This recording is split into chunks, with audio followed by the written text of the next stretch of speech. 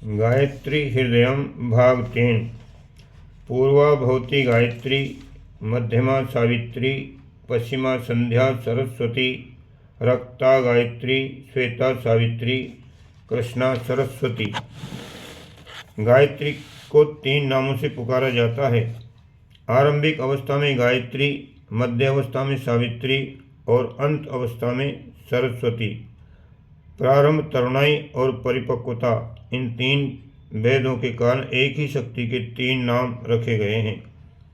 गायत्री की आभा अरुण है, सावित्री की श्वेत और सरस्वती की कृष्ण वर्ण धुंधली है।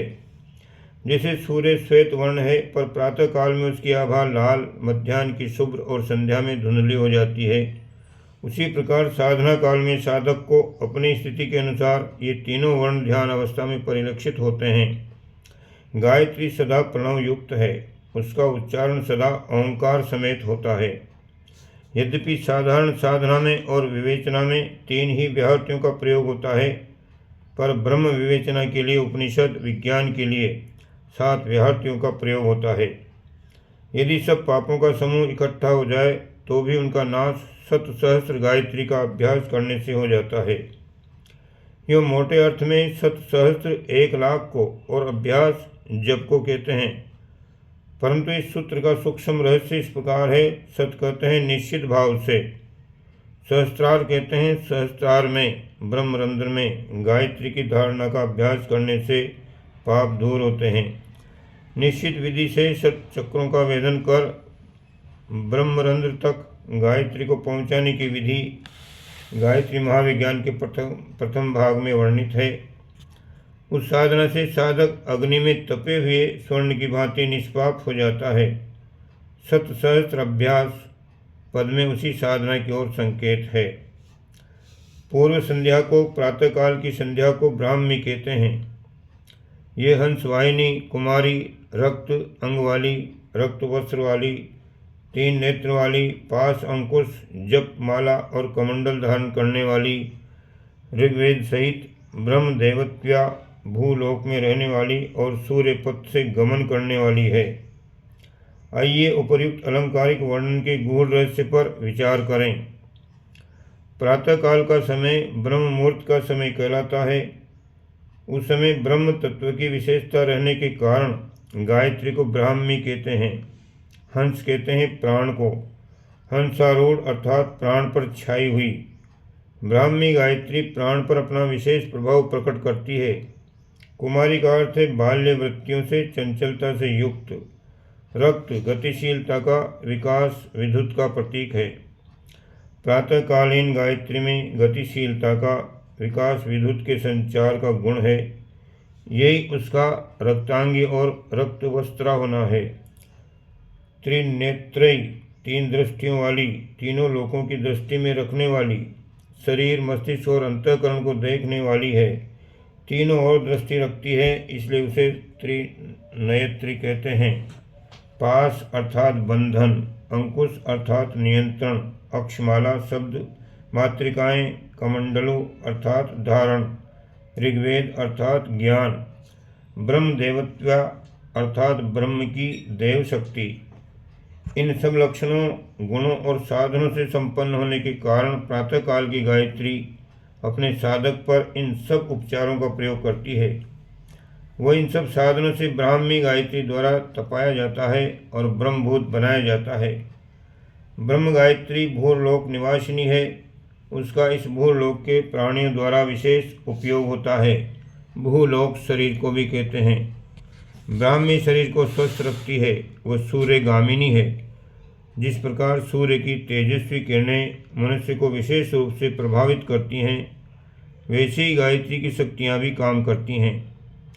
सूर्य की किरणों और प्रातः गायत्री की शक्तियों की कार्यविधि में बहुत कुछ समता है।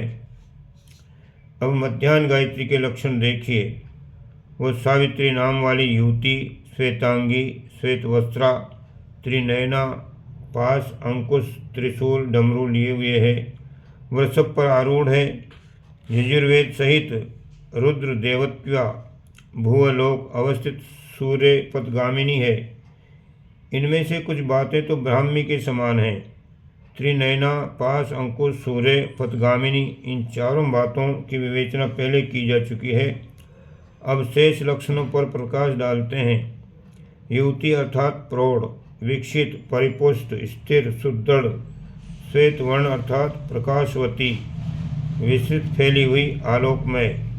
परिपुष्ट होकर अपनी पूर्ण अवस्था के तेज से झिलमिलाती हुई गायत्री को श्वेत वर्ण, श्वेत वस्त्रा कहा है। सविता सूर्य के समान तेजस्वी होने से उसका सावित्री नाम है। त्रिशूल कहते हैं 3 दुखों को, अज्ञान, अभाव और अशक्ति।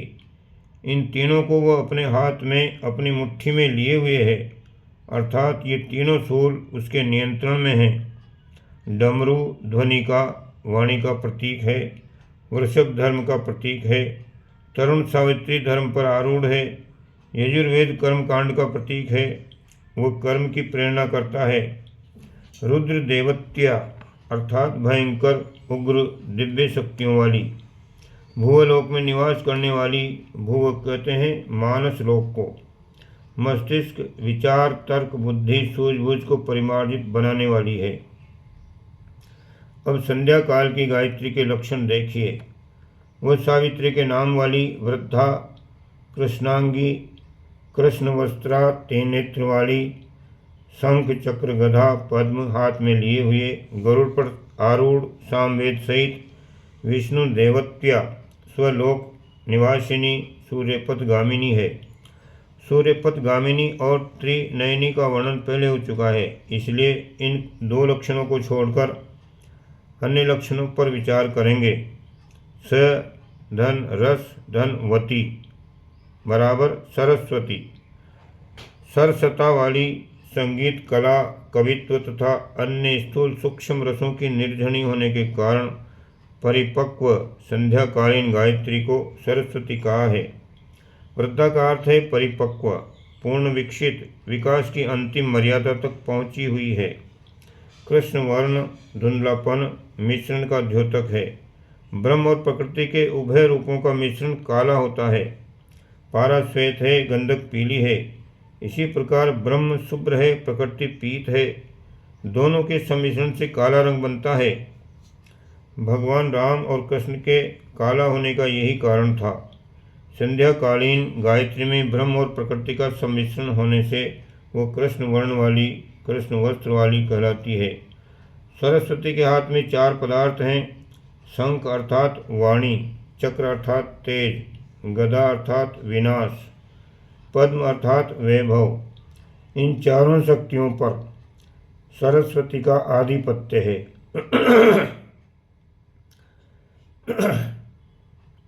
गरुड़ कहते हैं क्रिया को, क्रियाशीलता को। सरस्वती का क्षेत्र विचार तक ही सीमित नहीं है, वरन वह क्रियाशील भी है।